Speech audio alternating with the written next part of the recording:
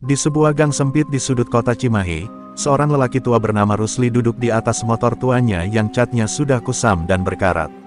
Meski matahari baru saja menampakkan sinarnya, wajahnya tampak letih, jauh berbeda dengan pengojek lain yang penuh semangat memulai hari. Nafasnya terengah, tubuhnya gemetar, namun ia tetap memaksa untuk menghidupkan mesin motornya. Baginya, setiap tarikan gas adalah perjuangan untuk bertahan hidup. 10 tahun sudah tubuhnya dililit sakit yang tak kunjung sembuh. Kadang dada terasa sesak, kadang sendi-sendinya tak sanggup digerakkan. Namun, siapa lagi yang bisa ia andalkan selain dirinya sendiri? Tidak ada anak, tidak ada istri yang menemani. Sejak lama ia hidup seorang diri, hanya bertumpu pada hasil keringat sebagai tukang ojek yang sudah hampir dilupakan zaman. Motor bututnya menjadi saksi bisu perjuangan panjang itu. Knalpotnya mengeluarkan asap hitam pekat, kursinya robek, dan lampu depannya hanya bertahan dengan isolasi lusuh. Namun, bagi Rusli, motor itu bukan sekadar kendaraan. Ia adalah sahabat yang menemaninya mengantar penumpang, mengangkut barang, bahkan menahan berat tubuhnya saat kaki sudah tak sanggup berdiri tegak. Orang-orang di sekitar terminal kecil Cimahi sering menatap iba ketika melihat Rusli menunggu penumpang.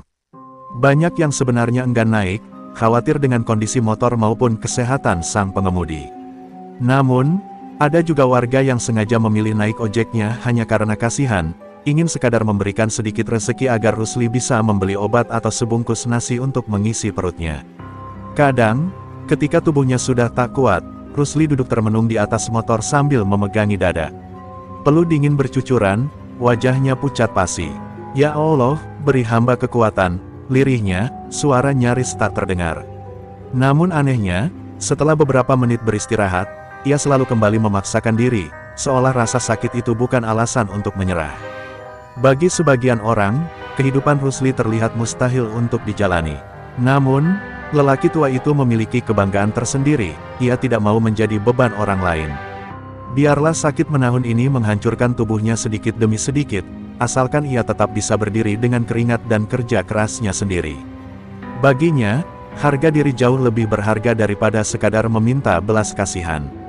Warga sekitar sering berdiskusi diam-diam tentang nasib Rusli. Ada yang ingin menggalang bantuan, ada pula yang ingin melaporkan ke pihak pemerintah, namun semua masih sebatas wacana. Rusli terlalu keras kepala untuk menerima bantuan langsung.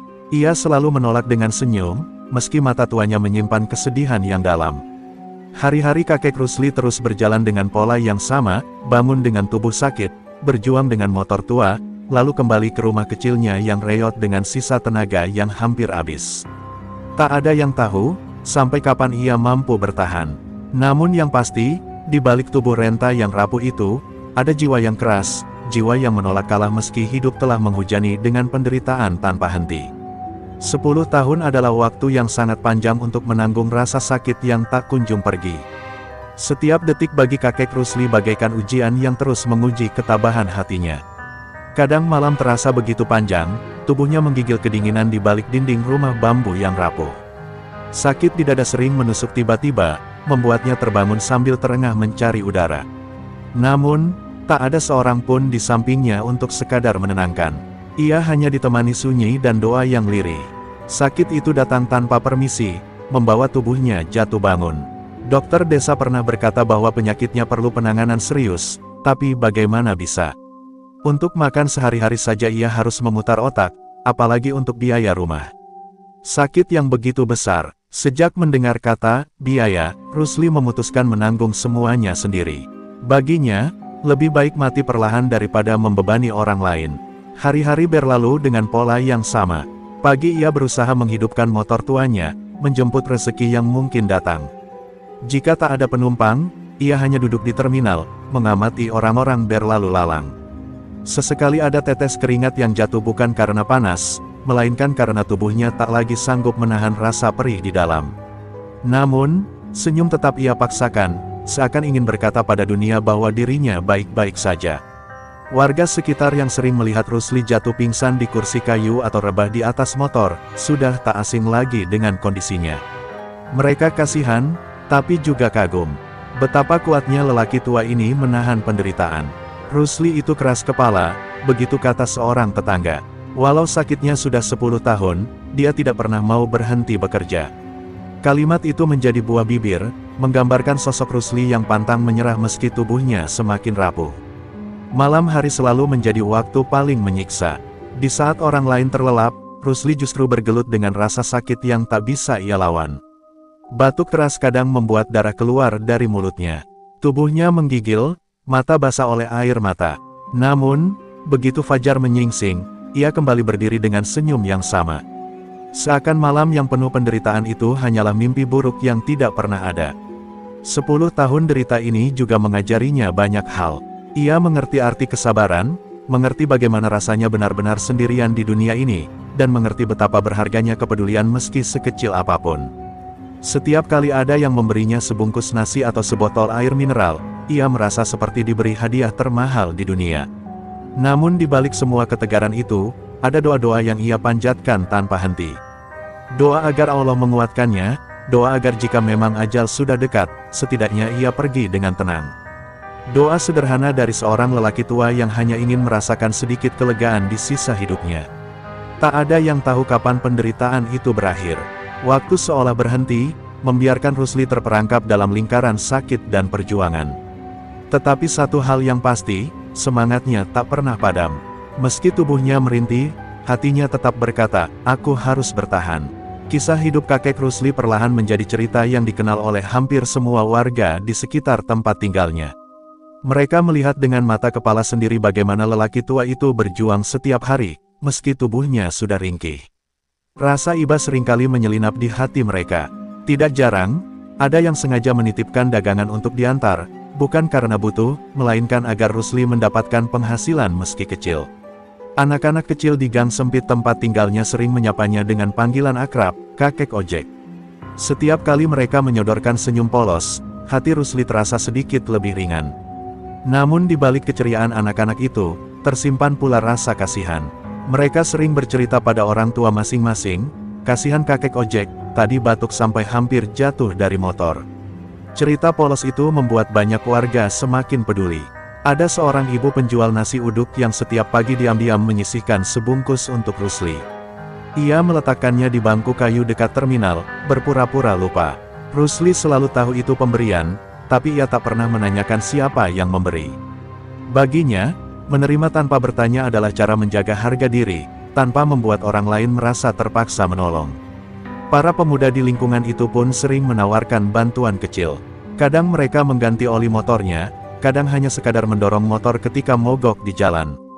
Walau sederhana, bagi Rusli itu seperti anugerah besar. "Terima kasih, Nak," ucapnya lirih setiap kali menerima uluran tangan, suaranya serak namun tulus. Namun, meski kasih sayang warga semakin mengalir, Rusli tetap merasa ada batas yang tak ingin ia lewati.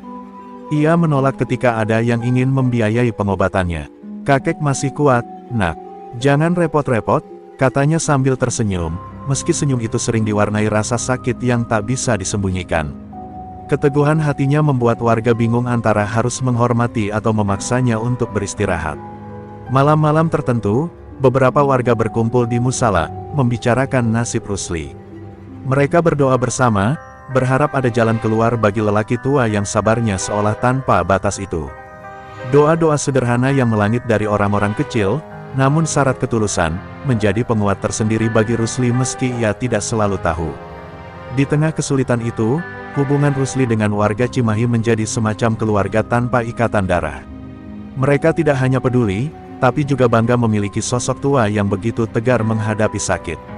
"Rusli adalah pelajaran hidup bagi kita semua," kata salah satu tetangga. Kalimat itu menggambarkan betapa dalamnya penghargaan mereka. Namun, rasa peduli sebesar apapun belum cukup untuk mengangkat penderitaan yang sudah mengikat tubuh Rusli selama 10 tahun.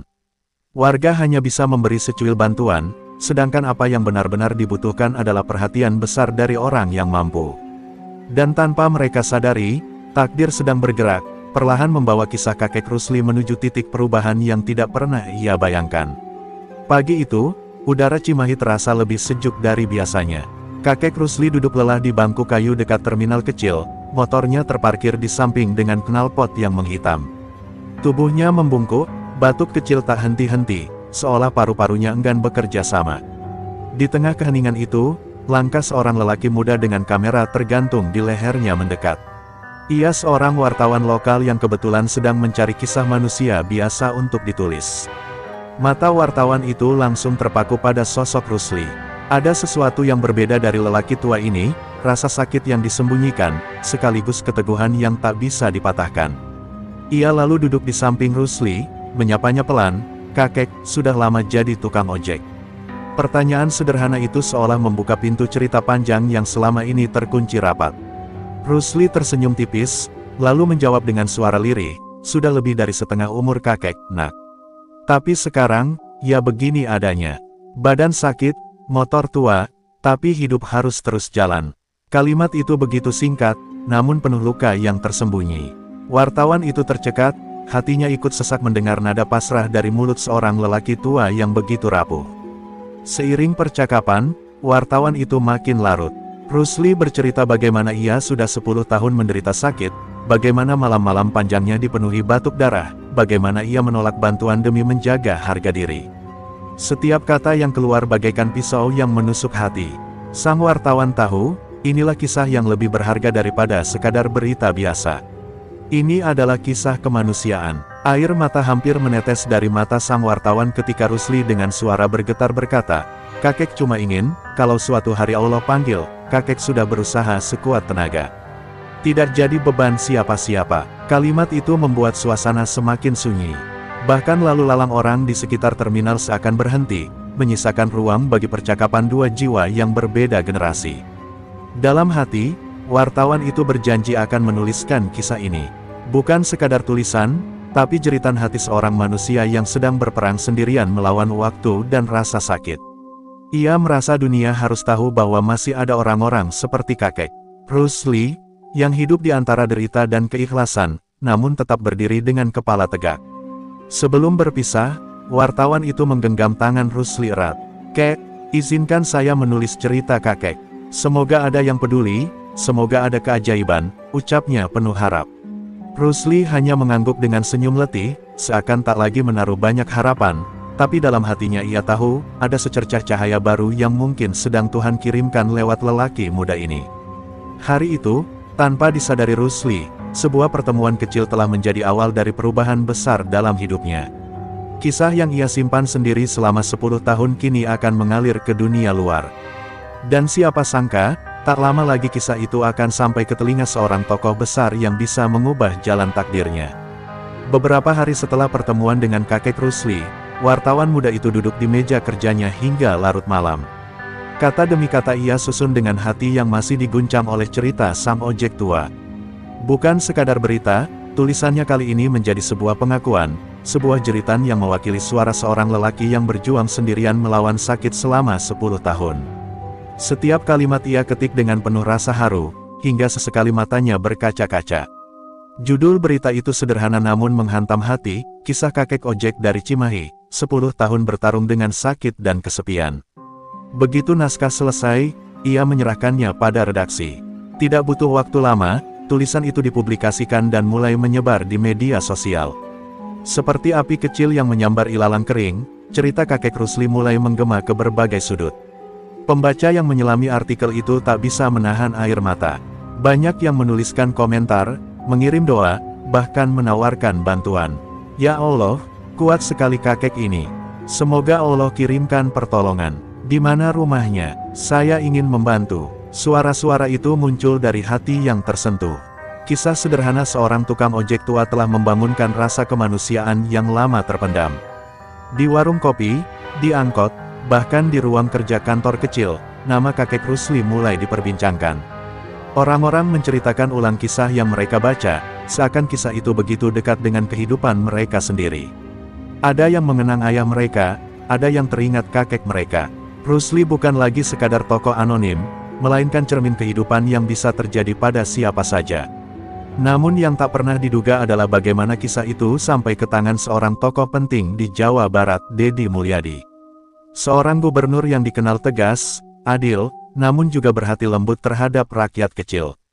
Malam itu, di ruang kerjanya yang masih menyala lampunya, ia membuka artikel tentang Rusli. Dari baris pertama, matanya sudah terpaku, hatinya tersayat. Setiap kalimat terasa hidup, seolah ia bisa melihat langsung sosok tua dengan motor butut, menahan sakit sambil tetap tersenyum. Ya Allah, 10 tahun menderita, tapi kenapa baru sekarang saya dengar kisah ini?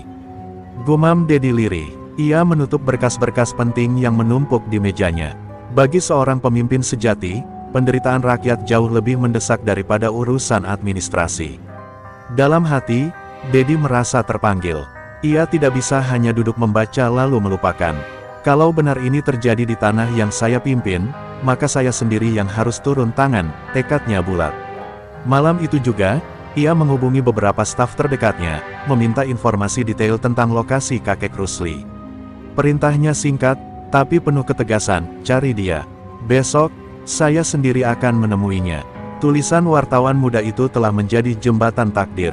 Dari tinta yang dituliskan dengan rasa iba, lahirlah gerakan besar yang akan mengubah hidup seorang lelaki tua dari Cimahi. Dan tanpa disadari Rusli, kisah getir yang ia simpan. Rapat kini sedang mengetuk pintu harapan yang selama ini tak pernah berani ia bayangkan. Malam itu, setelah membaca kisah kakek Rusli, Dedi Mulyadi tidak bisa tidur nyenyak. Bayangan wajah tua dengan senyum yang dipaksakan itu terus menghantui pikirannya. Dalam hati ia bertanya-tanya, bagaimana mungkin di tengah hiruk-pikuk pembangunan, masih ada rakyatnya yang dibiarkan menanggung derita begitu panjang tanpa perhatian negara. Hatinya bergetar, rasa iba bercampur tanggung jawab seorang pemimpin. Dedi duduk di ruang kerjanya yang sunyi, menatap jendela kota Bandung yang penuh lampu. Namun cahaya gemerlap itu tak mampu menghapus rasa gelisahnya. Ia teringat pesan orang tuanya dulu, jadilah pemimpin yang mendengar jeritan kecil rakyatmu, karena dari situlah kau diuji. Kata-kata itu kini terasa begitu nyata. Ia tahu, perjalanan esok bukan sekadar kunjungan, melainkan sebuah panggilan nurani. Dengan suara tegas namun bergetar, Dedi memanggil ajudannya. Besok pagi, kita berangkat ke Cimahi. Temukan alamat kakek Rusli itu. Saya tidak mau dengar alasan. Saya sendiri yang akan menemuinya. Ajudannya sempat terkejut, karena biasanya seorang gubernur memiliki banyak protokol. Namun Dedi bukan pemimpin biasa. Ia percaya, keadilan dan kepedulian tidak boleh menunggu birokrasi. Sepanjang malam, Dedi terus memikirkan bagaimana kondisi lelaki tua itu. Ia membayangkan kakek Rusli terbaring di rumah kecilnya, menahan sakit seorang diri. Ada rasa sesal mengalir, mengapa baru sekarang ia mendengar kabar ini. Maafkan saya, Cat, bisiknya pada dirinya sendiri. Dalam hati, ia berjanji, tidak akan membiarkan rakyatnya hidup tanpa uluran tangan negara. Keesokan paginya, matahari baru saja muncul ketika Dedi sudah bersiap. Ia tidak membawa rombongan besar atau liputan media. Hanya beberapa orang terdekat yang tahu tujuannya. Baginya, ini bukan pencitraan, melainkan tugas kemanusiaan. Saat ia melangkah ke mobil dinasnya, wajahnya memancarkan ketegasan sekaligus kelembutan seorang ayah yang hendak menolong anaknya. Perjalanan menuju Cimahi terasa berbeda dari biasanya. Jalanan yang dipenuhi kendaraan dan suara klakson tak lagi ia hiraukan. Pikirannya hanya tertuju pada satu hal, menemukan Rusli dan memastikan lelaki tua itu tidak lagi berjuang sendirian. Setiap kilometer yang ia tempuh, seakan mendekatkannya pada sebuah takdir yang sudah digariskan. Di tengah perjalanan, ajudannya kembali mengingatkan jadwal padat yang harus ditinggalkan, rapat, pertemuan, agenda resmi. Namun Dedi menjawab dengan tegas, apa gunanya rapat kalau rakyatku menderita? Tak ada tugas lebih penting daripada menolong satu nyawa yang hampir padam. Kata-katanya membuat semua yang mendengarnya terdiam, merasakan ketulusan yang jarang dimiliki seorang pemimpin. Hari itu, semesta seolah ikut mengatur jalan cerita. Sementara Rusli masih duduk lelah di kursi kayunya, menunggu penumpang dengan napas terengah, tanpa ia ketahui, sebuah mobil dinas sedang melaju menuju rumah reyotnya. Mobil itu membawa harapan baru, membawa seorang pemimpin yang hatinya terketuk, dan membawa secercah cahaya yang mungkin bisa mengubah sisa hidupnya.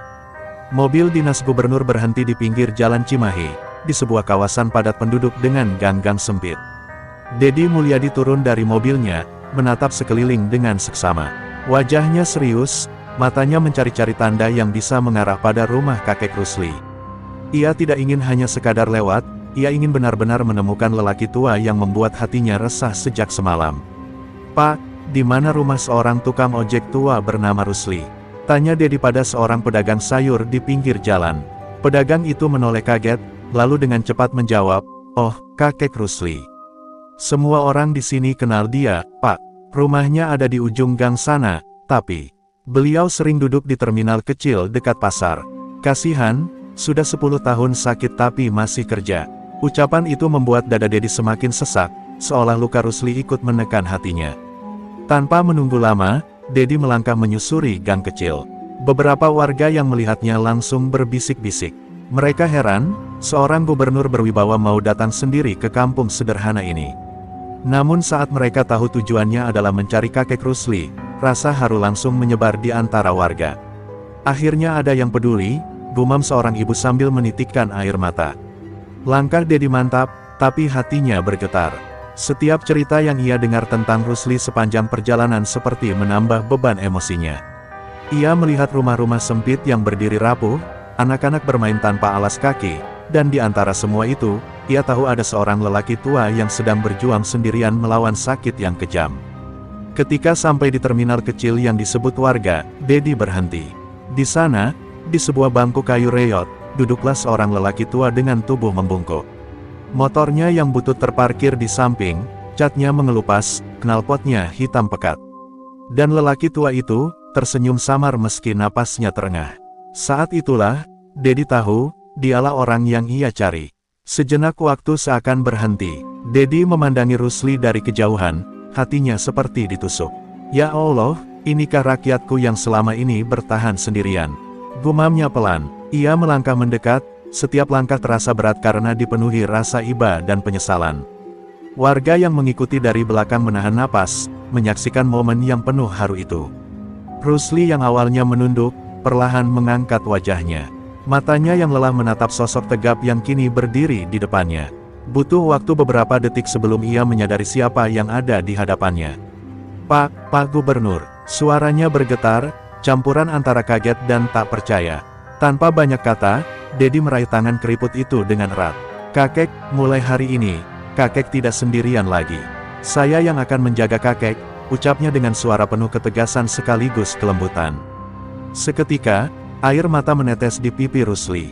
Warga yang menyaksikan pun ikut terharu, dan suasana terminal kecil itu berubah menjadi saksi bisu pertemuan dua jiwa, seorang pemimpin yang peduli, dan seorang rakyat kecil yang sudah terlalu lama menanggung derita. Pertemuan antara kakek Rusli dan Dedi Mulyadi di terminal kecil Cimahi itu seakan menjadi percikan api yang segera menyebar ke seluruh penjuru kampung. Warga yang menyaksikan langsung tidak mampu menyembunyikan rasa haru mereka. Tangis pecah, doa-doa terucap, dan bisikan syukur bergema di antara kerumunan. "Akhirnya, Allah kirimkan penolong untuk kakek Rusli," ujar seorang ibu sambil memeluk anaknya. Tak butuh waktu lama, kabar itu menyebar lebih cepat daripada angin.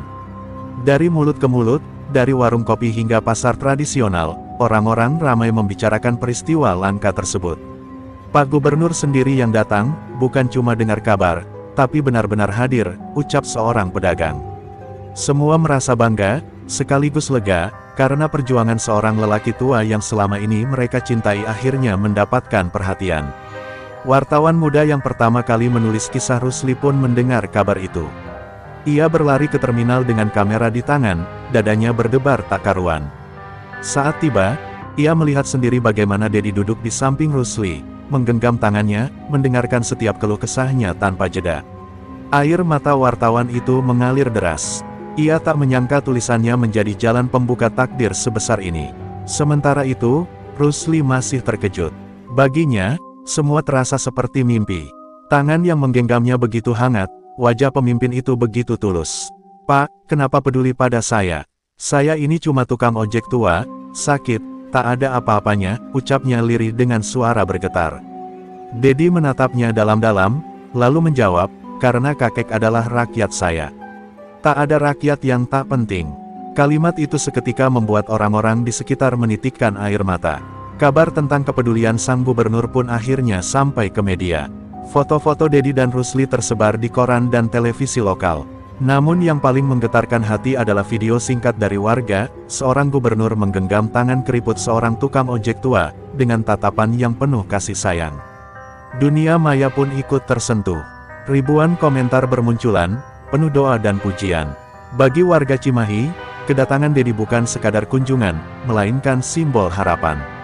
Selama ini mereka hanya bisa membantu Rusli dengan cara kecil, namun kini ada seorang pemimpin yang datang membawa janji nyata. Kalau beliau saja peduli, kenapa kita tidak semakin peduli? Ucap seorang pemuda. Kata-kata itu menyulut semangat baru di antara masyarakat. Rusli, yang biasanya menjadi bahan kasihan, kini berubah menjadi simbol ketabahan dan kekuatan. Kisahnya menggema ke berbagai penjuru Jawa Barat.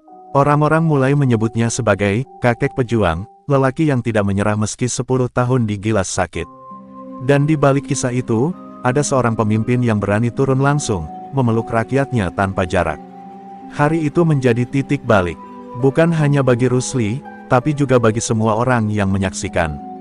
Mereka sadar, kepedulian bisa mengubah segalanya. Dan suara kabar itu, yang awalnya hanya terdengar di sebuah gang kecil Cimahi, kini sudah menggema hingga ke telinga banyak orang yang peduli, seakan menjadi seruan bersama, jangan biarkan ada lagi rakyat kecil yang berjuang sendirian. Hari itu, rumah sederhana kakek Rusli dipenuhi orang-orang.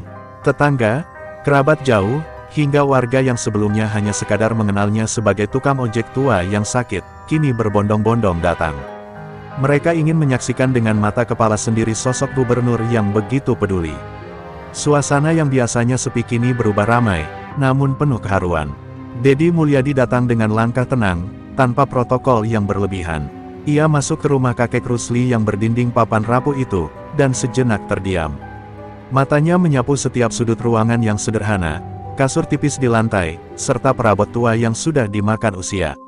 Rasa pedih menyusup ke dalam dadanya. Begini rupanya perjuangan seorang rakyatku selama ini, gumamnya lirih. Kakek Rusli yang duduk di kursi reyot mencoba bangkit saat melihat Dedi masuk. Namun tubuhnya terlalu lemah. Ia hampir terjatuh, tapi Dedi cepat menghampiri dan menopangnya. "Jangan, Kek, duduk saja. Saya datang untuk mendengar, bukan membuat kakek susah payah berdiri," ucapnya dengan suara penuh kelembutan. Tangannya masih menggenggam tangan tua itu, seolah ingin menyalurkan kekuatan. Air mata Rusli tak lagi terbendung. "Pak, selama ini saya merasa sendirian. Saya kira, nasib saya tidak akan pernah dilihat siapapun. Tapi hari ini, Allah kirimkan Bapak ke rumah saya," katanya dengan suara bergetar. Warga yang menyaksikan adegan itu pun ikut larut dalam tangis. Ada sesuatu yang sangat tulus dan menggetarkan dalam pertemuan sederhana tersebut. Dedi lalu menunduk, menatap mata Rusli yang basah. Kakek tidak sendirian. Rakyat tidak pernah sendirian selama masih ada pemimpin yang mau mendengar. "Saya berjanji akan membantu kakek. Bukan hanya untuk sembuh, tapi juga agar kakek bisa hidup lebih layak," ujarnya tegas. Kalimat itu membuat semua yang hadir merinding, seakan sedang menyaksikan ikatan janji seorang ayah kepada anaknya. Tak hanya itu, Dedi juga meminta dokter yang ia bawa untuk memeriksa kondisi Rusli secara langsung di tempat. Warga terpana melihat bagaimana seorang gubernur duduk di kursi kayu tua, menunggu hasil pemeriksaan sambil tetap berbincang dengan Rusli dengan penuh kesabaran. "Saya ingin pastikan kakek segera mendapat penanganan terbaik," katanya. Ketika dokter selesai memeriksa dan memberi laporan singkat, Dedi menghela napas panjang. Ia tahu perjalanan untuk menyembuhkan Rusli tidak akan mudah, tapi tekadnya sudah bulat. "Kita akan berjuang bersama. Saya tidak akan tinggalkan kakek sendirian lagi," ucapnya, lalu menepuk pundak Rusli dengan hangat. Pertemuan itu berakhir dengan doa bersama. Semua warga berkumpul, mengangkat tangan, memohon agar Rusli diberi kesembuhan dan umur panjang. Suasana malam itu begitu haru, dan di antara doa-doa yang bergema, terlihat wajah Rusli yang untuk pertama kalinya setelah sekian tahun, tersenyum dengan penuh harapan. Malam itu tak lekas dilupakan. Setelah doa bersama usai, Dedi Mulyadi memastikan bahwa kakek Rusli akan segera dibawa ke rumah sakit terbaik di Jawa Barat. Ambulans sederhana pun sudah disiapkan di depan rumah. Warga berdesakan di halaman, sebagian menyalakan lampu ponsel mereka, menerangi jalan setapak menuju mobil. Suasana penuh haru seolah mengiringi langkah baru dalam hidup Rusli. Kakek Rusli, dengan tubuh ringkihnya, dibantu naik ke dalam ambulans. Air matanya terus menetes. Ia menatap wajah-wajah tetangga yang ikut mendoakan, sambil berbisik lirih, terima kasih semua." Kakek tidak menyangka hidup ini masih punya cahaya. Kalimat itu membuat beberapa warga terisak. Seorang ibu bahkan berucap, "Kek, sembuhlah. Kami ingin melihat kakek kembali tersenyum." Dedi ikut naik ke dalam ambulans, duduk di samping Rusli. Keputusan itu membuat banyak orang terperangah. Seorang gubernur rela meninggalkan segala kemewahan protokol untuk menemani rakyatnya yang sakit. Saya akan bersama kakek sampai dokter memberi kepastian. Saya tidak mau hanya datang memberi janji, ucapnya sambil menggenggam tangan tua itu. Sepanjang perjalanan menuju rumah sakit, sirine ambulans meraung memecah kesunyian malam. Rusli memejamkan mata, namun bukan karena lelah semata, melainkan perasaan damai yang sudah lama ia rindukan. Ada kekuatan baru yang mengalir dalam dirinya.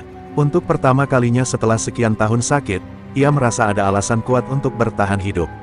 Setibanya di rumah sakit, dokter dan perawat segera menyambut dengan sigap. Pemeriksaan dilakukan dengan cepat, namun teliti. Dedi berdiri di samping ranjang Rusli, mendengarkan setiap penjelasan dokter.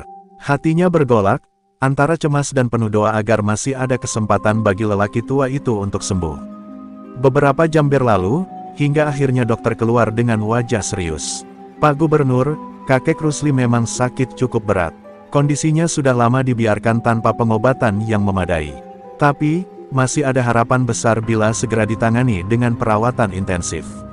Mendengar itu, dada Dedi terasa lega, seolah beban besar yang menindih bahunya mulai terangkat. Ia kembali menghampiri Rusli, yang kini berbaring dengan infus terpasang di tangannya. "Kek, dokter bilang masih ada harapan. Kita akan berjuang bersama. Jangan pernah menyerah," katanya dengan nada penuh keyakinan. Rusli menatapnya dengan mata berkaca-kaca, lalu menjawab pelan, "Kalau bukan karena Bapak, mungkin saya sudah lama menyerah." Malam itu, perjalanan panjang menuju kesembuhan resmi dimulai. Di balik rasa sakit yang masih membelenggu tubuhnya, hati Rusli kini dipenuhi cahaya harapan baru. Dan di sampingnya, seorang pemimpin yang tulus menjaga, memastikan bahwa janji yang terucap bukan sekadar kata, melainkan langkah nyata. Hari-hari pertama di rumah sakit menjadi ujian berat bagi kakek Rusli. Tubuhnya yang renta harus menyesuaikan dengan berbagai perawatan medis. Selang, infus menusuk di tangannya, alat bantu pernapasan sesekali terpasang, dan dokter terus memantau kondisi jantung serta paru-parunya. Di balik kaca ruang perawatan, wajah-wajah penuh cemas menunggu, tetangga, relawan, bahkan wartawan yang dulu pertama kali menyampaikan kisahnya kepada Dedi Mulyadi. Dedi sendiri hampir setiap hari datang menjenguk. Meski sibuk dengan urusan pemerintahan, ia menyempatkan diri duduk di samping Rusli, membacakan doa, atau sekadar mengajak bercakap agar semangatnya tidak padam. "Kek, penyakit ini berat, tapi semangat kakek lebih kuat. Ingat, banyak orang menunggu kakek kembali sehat," ucapnya dengan suara penuh keteguhan. Kata-kata itu menjadi obat tambahan yang tak bisa diberikan oleh dokter manapun. Namun, perawatan itu tidak selalu berjalan mulus. Suatu malam, kondisi Rusli tiba-tiba drop. Nafasnya terengah-engah, wajahnya pucat pasi, dan monitor detak jantung berbunyi nyaring. Tim medis segera berlarian masuk, meminta semua orang keluar. Dedi yang saat itu berada di ruang tunggu hanya bisa menunduk, menahan gelombang emosi yang hampir pecah menjadi tangis. "Ya Allah, jangan ambil dia sekarang. Jangan saat dia baru mendapat harapan," doa Dedi dalam hati. Waktu seakan berjalan sangat lambat. Setiap detik terasa panjang, menorehkan ketegangan yang menusuk. Wartawan yang dulu pertama kali memberitakan Rusli bahkan tak kuasa menahan air mata, merasa seolah ia sedang menyaksikan cerita yang ia tulis berubah menjadi kenyataan yang lebih getir. Setelah hampir 1 jam yang penuh kecemasan, akhirnya dokter keluar dengan wajah lelah namun membawa kabar melegakan. "Kondisinya kritis tadi, tapi berhasil kami stabilkan. Kakek Rusli masih berjuang, namun beliau butuh kekuatan batin yang besar untuk bertahan." Kata-kata itu membuat semua orang terisak lega, meski hati tetap digelayuti kekhawatiran. Ketika Rusli sadar kembali, ia mendapati Dedi di sampingnya, memegang tangannya erat. "Kek, tadi Bapak kira kakek hampir pergi. Tapi ternyata Allah masih beri kesempatan. Jangan sia-siakan kesempatan ini. Mari kita berjuang lebih keras lagi," ucapnya dengan mata yang berkaca-kaca. Rusli tersenyum tipis, meski lemah. "Pak, kalaupun nyawa ini berakhir, saya sudah bahagia. Karena saya tahu, ada seorang pemimpin yang benar-benar peduli. Tapi kalau Allah masih beri waktu, saya janji akan terus berjuang." Suara parau itu membuat Dedi menunduk, menyembunyikan air mata yang akhirnya jatuh juga. Ujian di ruang perawatan itu menjadi pengingat bahwa kesembuhan tidak datang dengan mudah. Tapi di balik semua penderitaan, ada ikatan yang semakin kuat terjalin, antara seorang rakyat kecil dan seorang pemimpin yang tulus. Sebuah ikatan yang akan mengubah jalan cerita hidup Rusli selanjutnya. Beberapa hari setelah kejadian kritis itu, perlahan kondisi kakek Rusli mulai menunjukkan tanda-tanda perbaikan. Wajahnya yang semula pucat kini mulai kembali berwarna, meski masih tampak letih. Senyum tipis yang muncul di bibirnya seolah menjadi cahaya kecil yang menerangi hati semua orang yang menunggu di luar ruangan. Dedi Mulyadi yang datang pagi itu langsung menggenggam tangannya. Alhamdulillah, kakek mulai membaik. Ini pertanda doa semua orang tak sia-sia, ucapnya penuh haru. Para tetangga yang mendengar kabar baik itu pun berbondong-bondong datang, membawa buah tangan sederhana, ada yang membawa bubur, buah-buahan, bahkan sekadar air putih.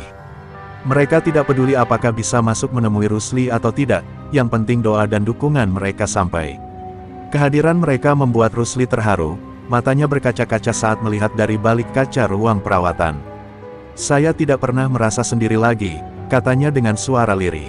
Dokter yang menangani Rusli pun memberikan kabar positif.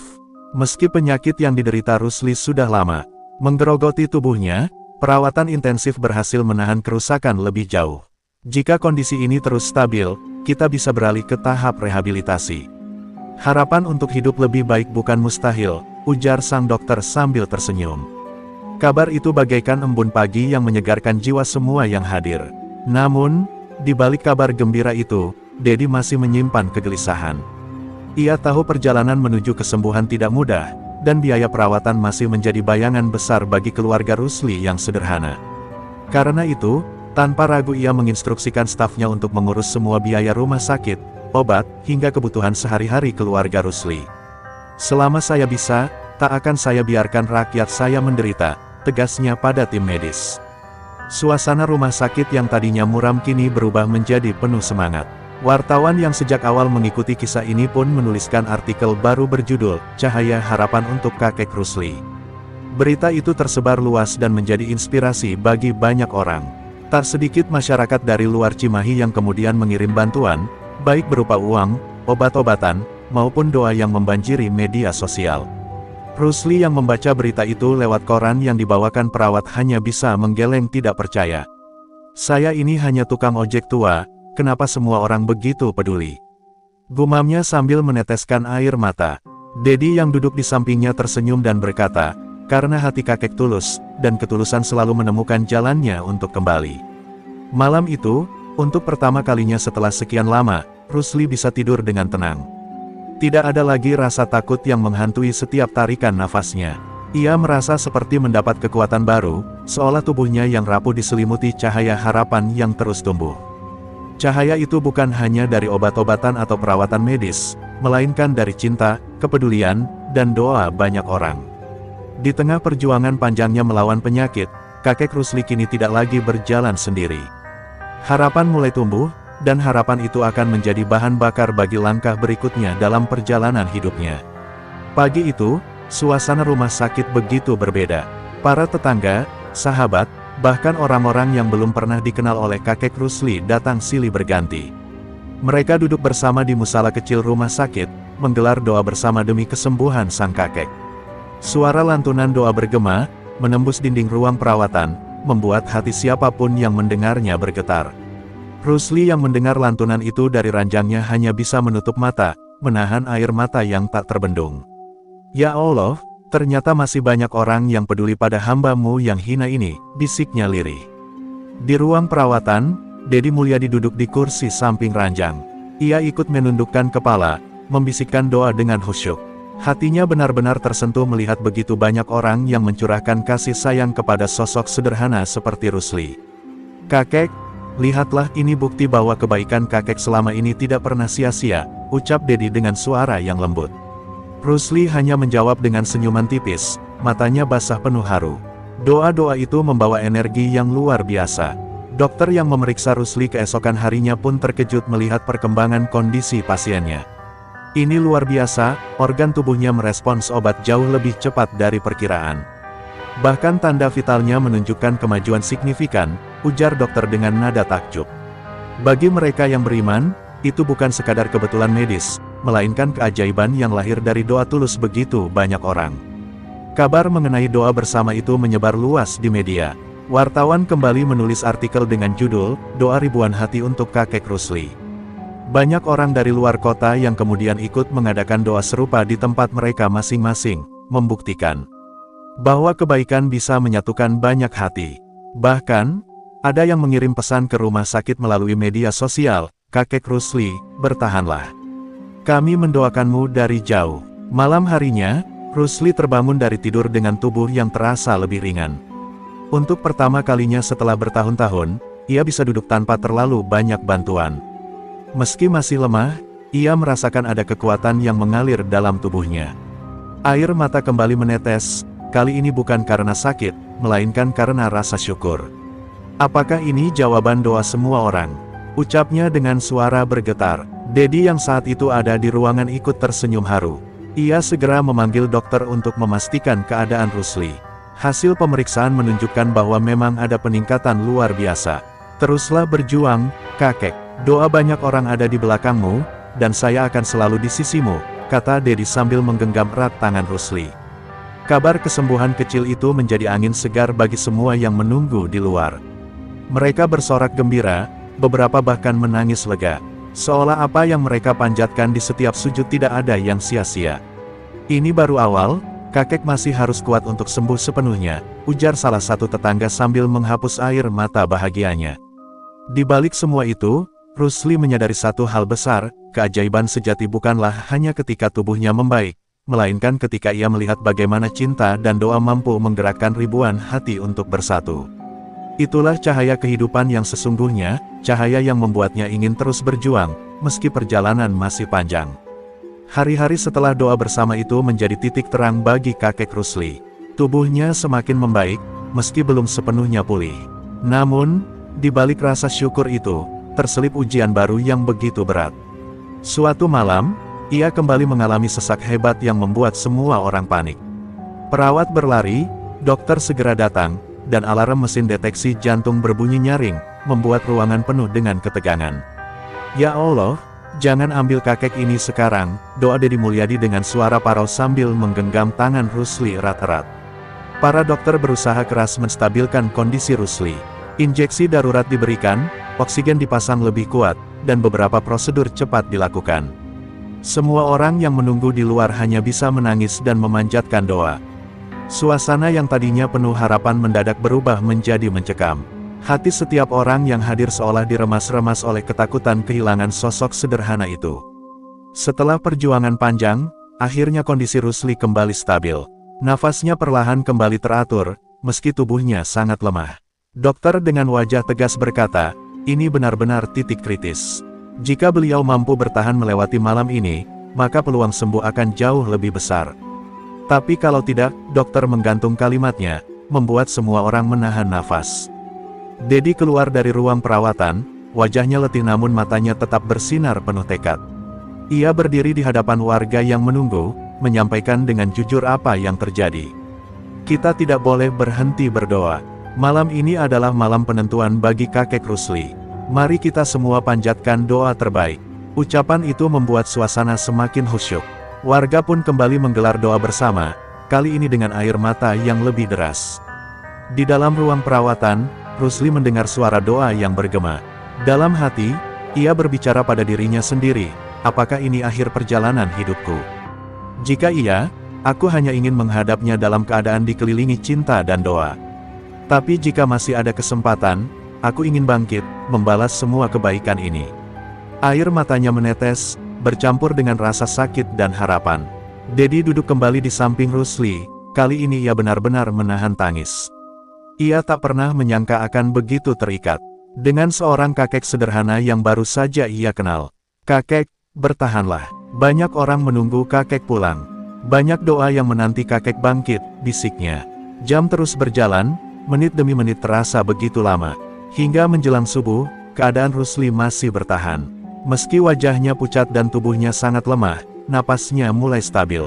Seolah ada kekuatan yang menjaga dirinya. Dedi dan warga yang setia menunggu pun mulai merasakan secercah harapan baru.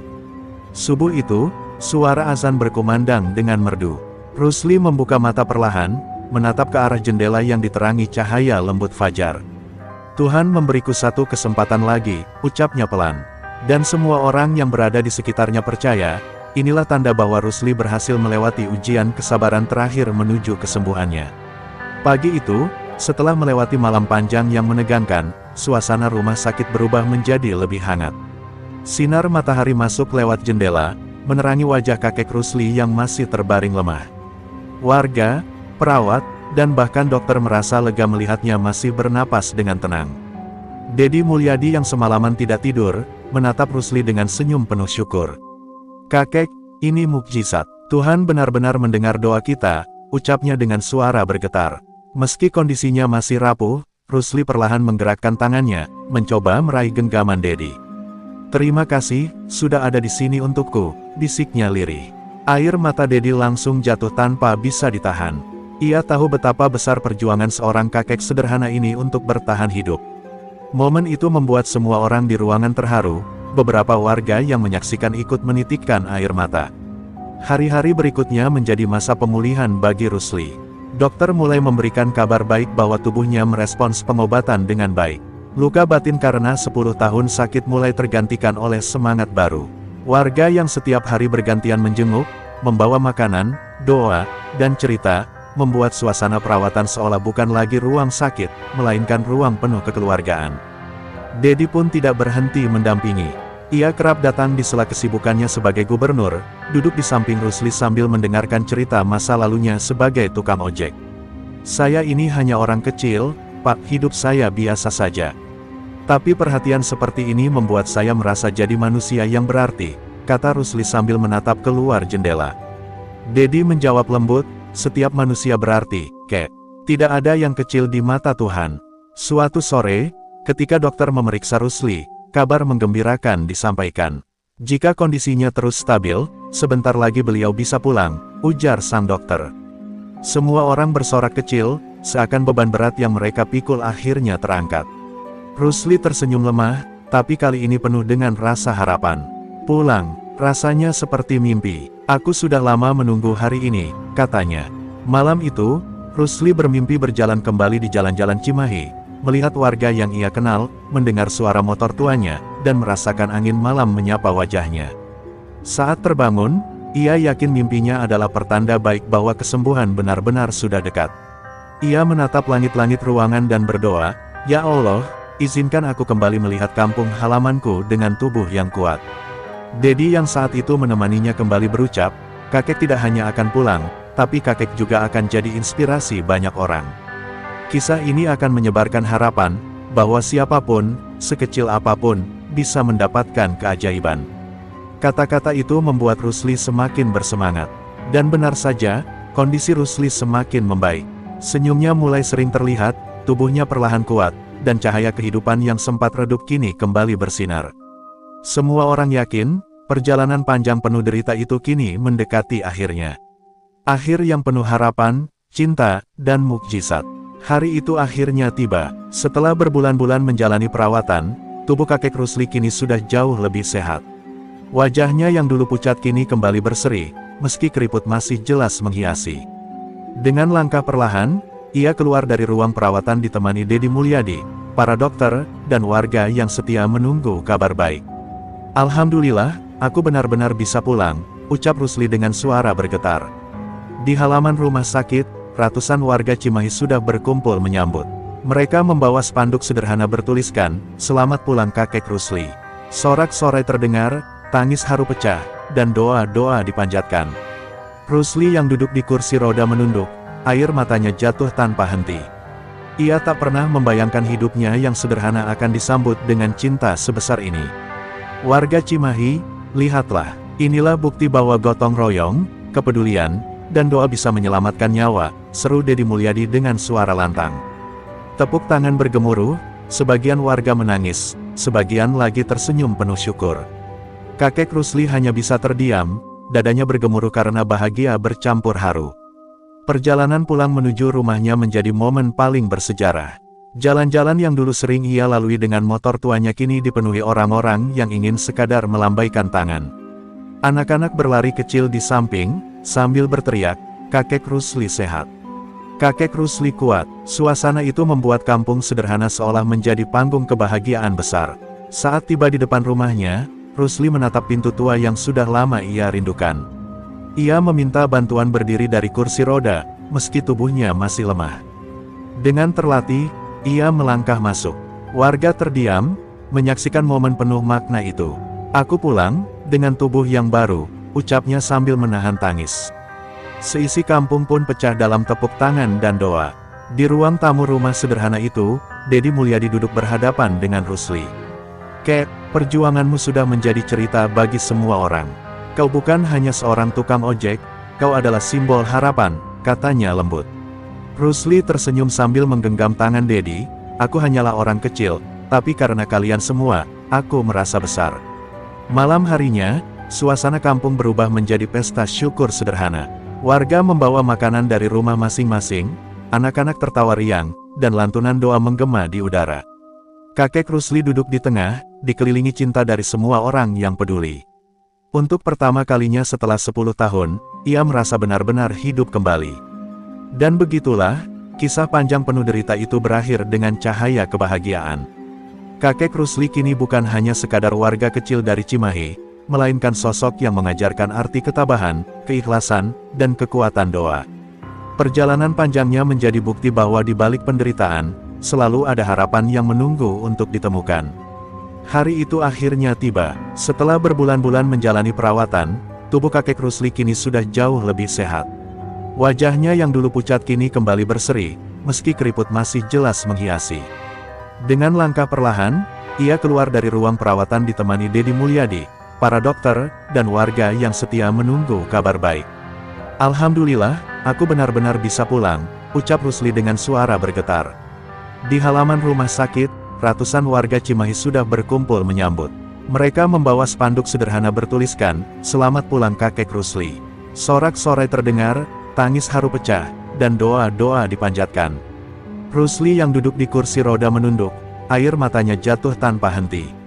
Ia tak pernah membayangkan hidupnya yang sederhana akan disambut dengan cinta sebesar ini. "Warga Cimahi, lihatlah, inilah bukti bahwa gotong royong, kepedulian, dan doa bisa menyelamatkan nyawa," seru Dedi Mulyadi dengan suara lantang. Tepuk tangan bergemuruh, sebagian warga menangis, sebagian lagi tersenyum penuh syukur. Kakek Rusli hanya bisa terdiam, dadanya bergemuruh karena bahagia bercampur haru. Perjalanan pulang menuju rumahnya menjadi momen paling bersejarah. Jalan-jalan yang dulu sering ia lalui dengan motor tuanya kini dipenuhi orang-orang yang ingin sekadar melambaikan tangan. Anak-anak berlari kecil di samping, sambil berteriak, "Kakek Rusli sehat.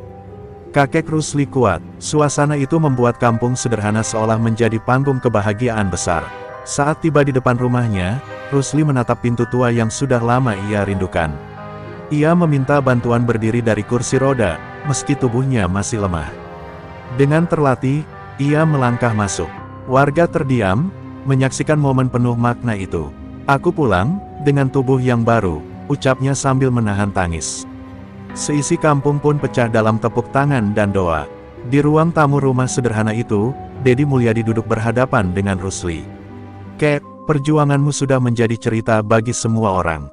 Kau bukan hanya seorang tukang ojek, kau adalah simbol harapan," katanya lembut. Rusli tersenyum sambil menggenggam tangan Dedi. "Aku hanyalah orang kecil, tapi karena kalian semua, aku merasa besar." Malam harinya, suasana kampung berubah menjadi pesta syukur sederhana.